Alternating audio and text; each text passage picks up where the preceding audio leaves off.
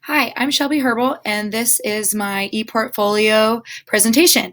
I first want to start off with my goals. I'm not going to play my whole video for time's sake, but I was just going to hit on some points. My goals were more broad. I was hoping to have balance within my life. I know there's a big thing with administration and burnout, and I would like to go from instructional coach to administrator within the next 10 years or so. Next is my leadership philosophy. Um, my leadership philosophy, I touch on building relationships, honest communication, solution focused culture, which I think is crucial, and competency. I think some of these fit right in line with the standards as well, such as like building professional capacity. I would fit with that competency realm. Next is my plan of study. I started classes in the spring of 2018, and I've taken a majority of my classes within the summer due to the fact of having summers off as a teacher. It's been great. The flexibility within this program, especially because I am a coach and I do things to help out my school, I think it was a great opportunity for flexibility within this program. Next is my resume. And this just looks like a typical resume. I have used this before in the past to apply, and I've just been adding things as I go, experiences and education as well. My activity form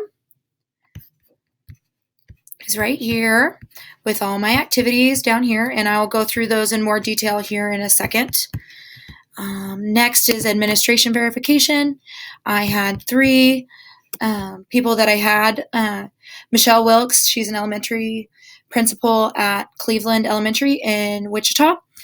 Next is my district superintendent, Joel Levesey. And finally is my building principal, Orville Brown. Next is my annotated bibliography. Something that I noticed while doing this annotated bibliography is that it was a great way of understanding the standards a little bit more deeply, because I saw that the standards and the questions went pretty much hand in hand. It was great to find tools and websites to stay up to date on administration trends and answer questions that I may have. It was also really relevant to be able to pick my own topics and dive deeper into those. So while it did seem like a big undertaking to me at first, it was really great once I got into actually looking up these articles and reading about those things. It followed some of the same trends that we had within our classes as well. So next, I'm going to go into my district activities and artifacts. I'm going to highlight a few, so I may go quickly through some of my other slides. So the first one was a SWOT chart, which highlights strengths, weaknesses, opportunities, and threats. And I spent about 3 hours on this chart. Next is the moving the needle thought processes. I attended a conference called Moving the Needle, which was a trauma-informed conference. And this particular strategy stuck out to me. It talked about thought processes and things like that. So I came back and shared that with our staff.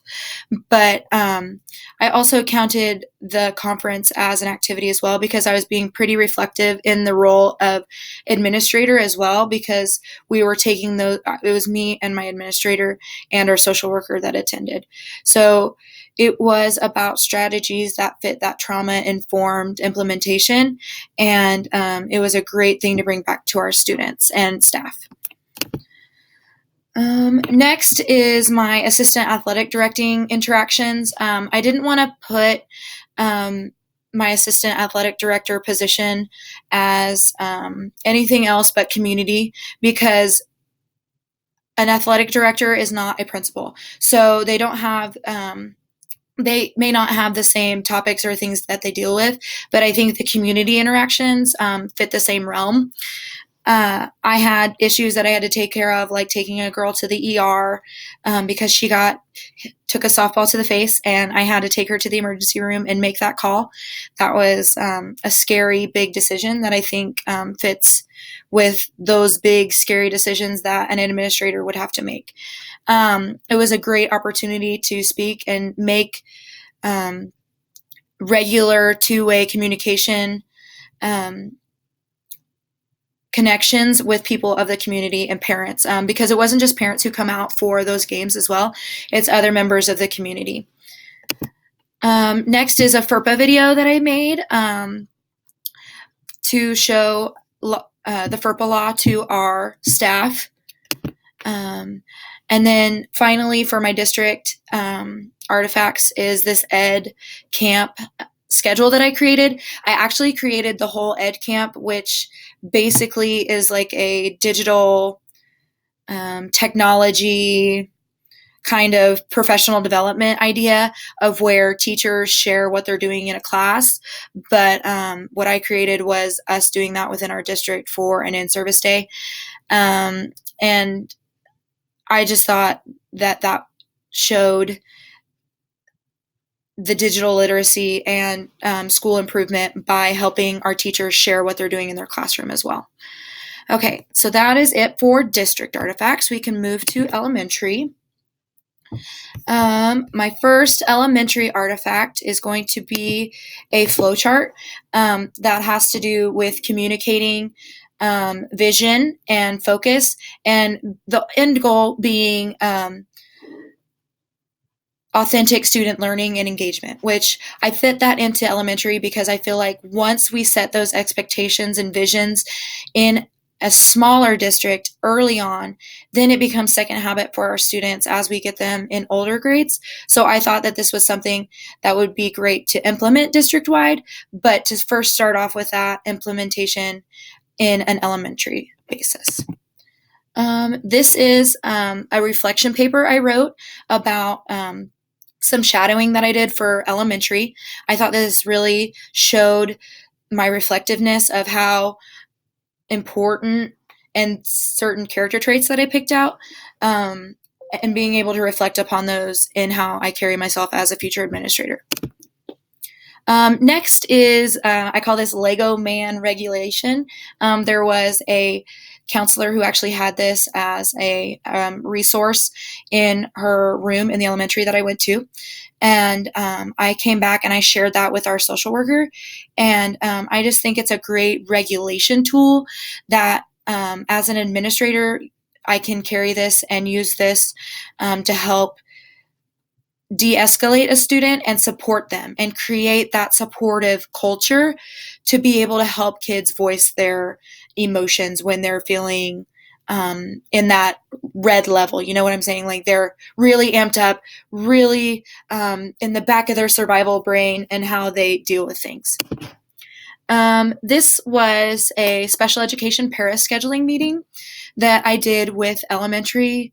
It was two special education teachers and Mrs. Wilkes and myself, and we were just trying to figure out where best to place paras and where minutes would allow, and those kinds of things that we had to cover. This is community bingo. I stole this idea off of Instagram, but then I brought it to our elementary school over here at Leon Bluestem, and with the help of my social worker.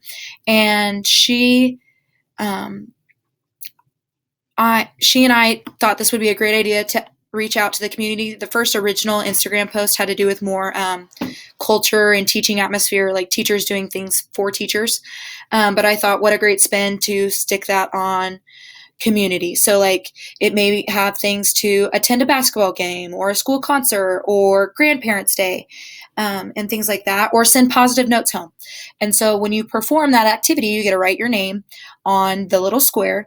And the more times you get your name written down, the more chances you have to win like a small gift card or Starbucks card or something like that. So I thought it was a great incentivized, fun activity to do with teachers.